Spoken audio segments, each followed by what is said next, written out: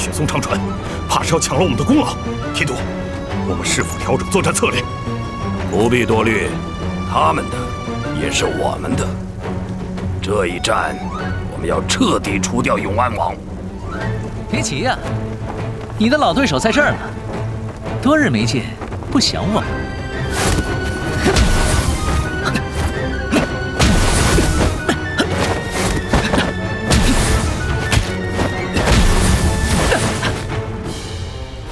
小和尚，只有你一个人是赢不了我。